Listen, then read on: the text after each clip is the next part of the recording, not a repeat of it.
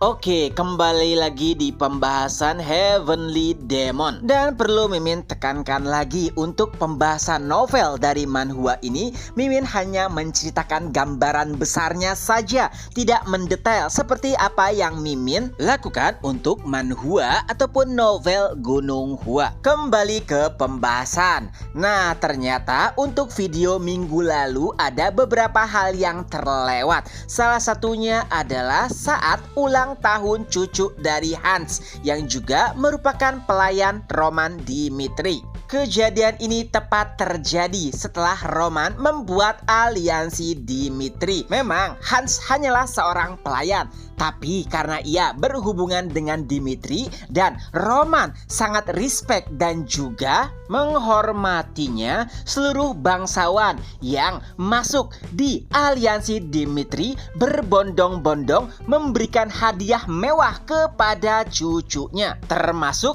mereka semua yang sebelumnya menentang Roman.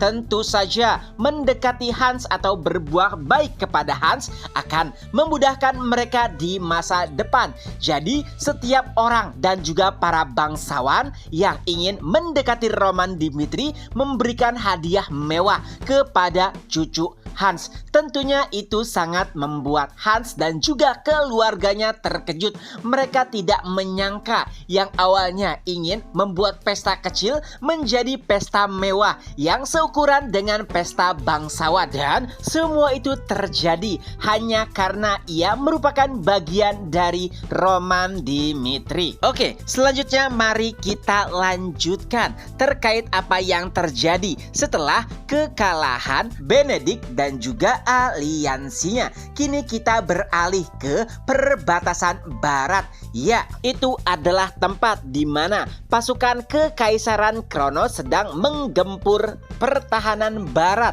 Kerajaan Kairo. Ya, pergerakan Kekaisaran Kronos itu semua berkat informasi yang diberikan oleh Benedict. Tapi sayangnya saat itu pasukan Kronos masih belum mengetahui jika Benedict telah dikalahkan. Di sisi lain, para bangsawan dari Kerajaan Kairo juga masih belum mengetahui jika pemberontakan telah berhasil diselesaikan oleh Roman. Terjadi banyak perdebatan apa yang harus mereka lakukan untuk menahan pasukan Kekaisaran Kronos. Mereka telah menembus benteng pertahanan pertama, dan jika benteng pertahanan kedua juga ditembus, maka itu bisa mencapai pusat kerajaan. Dan tentu saja itu sangat berbahaya. Perdebatan terjadi dan salah seorang yang memiliki ide adalah Flora Lawrence yang dulunya merupakan tunangan Roman.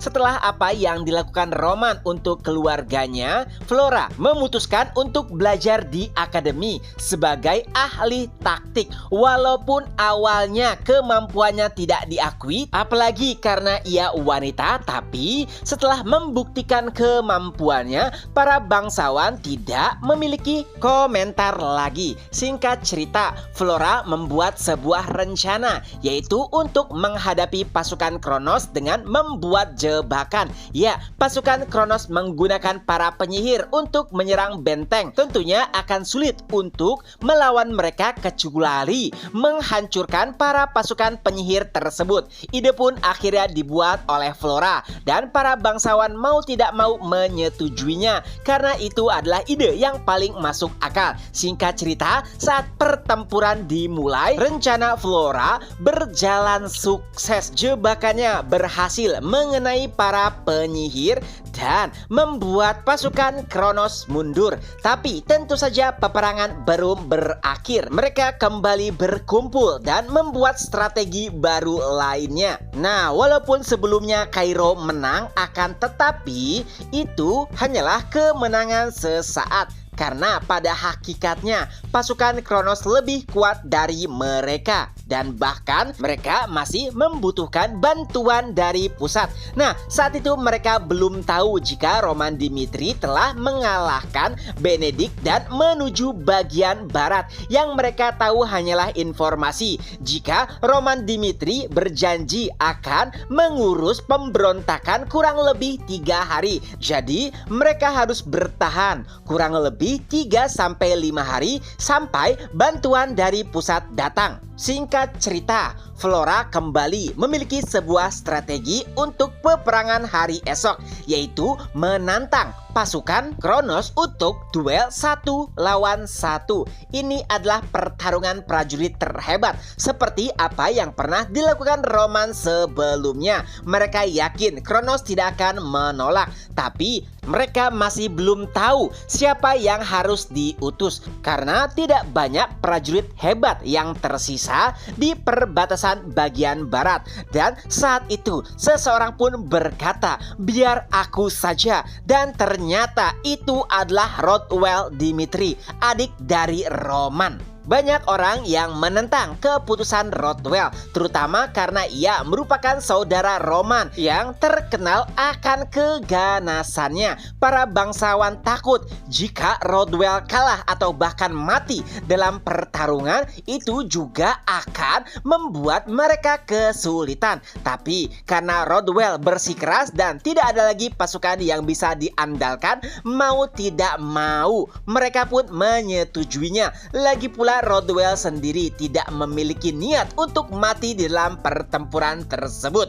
Keesokan harinya, Rothwell pun maju di hadapan para pasukan Kronos. Ia pun berkata akan melakukan duel prajurit terhebat, dan ternyata seperti dugaan, Kronos menyetujuinya. Seorang prajurit pun mulai maju untuk melawan Rothwell. Ia bernama Osford. Walaupun ia bukanlah prajurit yang hebat dan bahkan tidak masuk dalam daftar, tapi ia masihlah prajurit aura bintang 3. Sedangkan Rothwell sendiri, ia masihlah prajurit bintang 2. Dan seperti yang diharapkan saat pertarungan dimulai, Rothwell kesulitan, seluruh tubuhnya terluka, bahkan salah satu matanya harus hilang. Tapi untungnya dengan memanfaatkan kondisi, Rothwell bisa menang. Itu adalah pertarungan yang sulit bagi Rothwell, apalagi setelah ia mendapatkan kabar jika Roman telah menaklukkan pasukan Benedict dalam waktu 1 hari.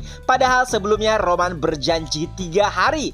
Sungguh sulit dipercaya, apalagi bagi Rothwell yang mengetahui bagaimana sifat Roman dahulu. Ia dikenal sebagai pemabuk dan seseorang yang mencoreng nama Dimitri. Oleh sebab itulah Rothwell pergi ke akademi untuk membuat nama Dimitri harum. Tapi ternyata seluruh rencananya sia-sia tak kala ia mendengar seluruh pencapaian yang telah dicapai oleh kakaknya. Setelah pertarungan berakhir, Rothwell pun kembali ke kastil dengan penuh luka. Walaupun pertarungan hari itu selesai, tapi masih ada hari esok. Walaupun Kronos kalah, tapi mereka tidak mundur. Mereka hanya menganggap pertarungan sebelumnya sebagai hiburan saja.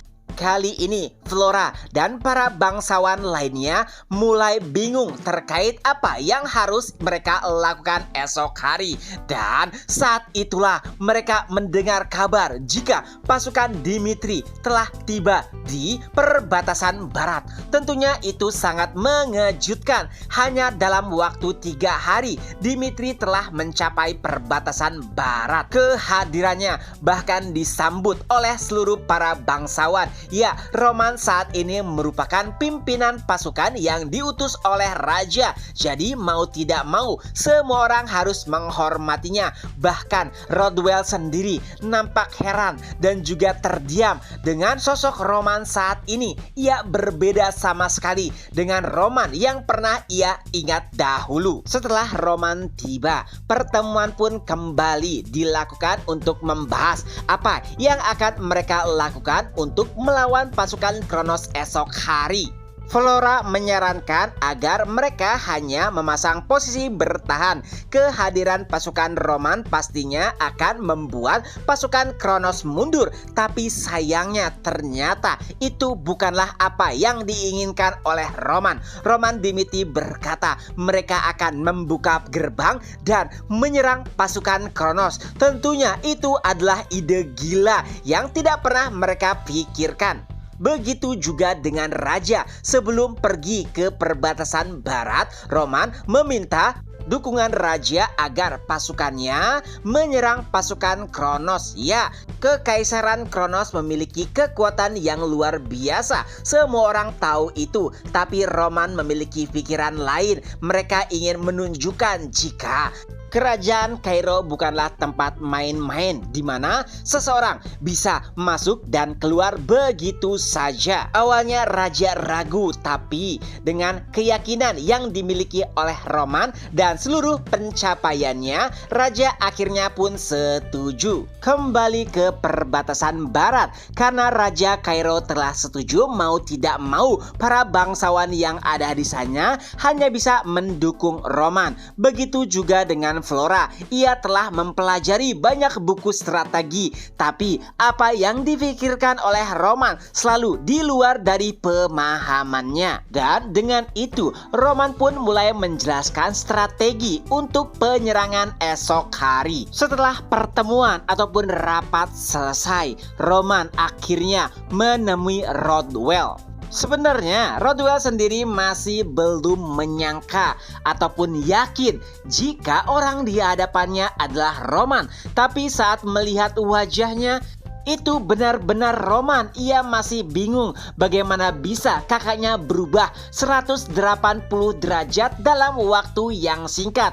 Di dalam pertemuan tersebut Roman berkata, "Aku merasa tidak puas. Kau yang merupakan satu darah denganku harus kehilangan mata saat melawan pasukan Kronos. Lihat saja, aku akan memberikan mereka pelajaran dan juga pengetahuan bagaimana mengerikannya keluarga Dimitri." Ya, perkataan Roman menunjukkan jika ia ingin melindungi anggota keluarganya. Tentunya itu merupakan perkataan yang mengejutkan, tapi dengan itu pula keduanya kembali bersatu. Berpindah ke lain sisi, tepatnya di markas musuh, terjadi perdebatan sengit antara komandan pasukan dan para bangsawan.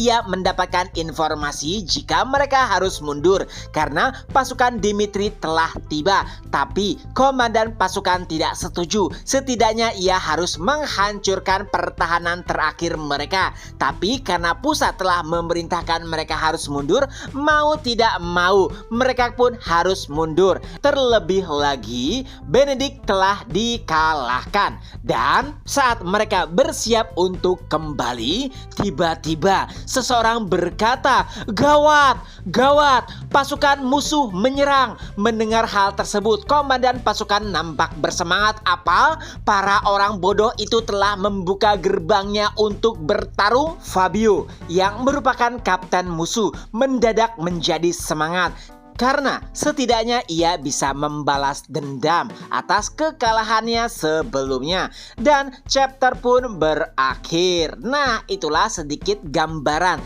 kemungkinan apa yang terjadi untuk beberapa chapter ke depan di Manhwa Heavenly Demon. Semoga terhibur. Ketemu lagi di next video. Bye bye.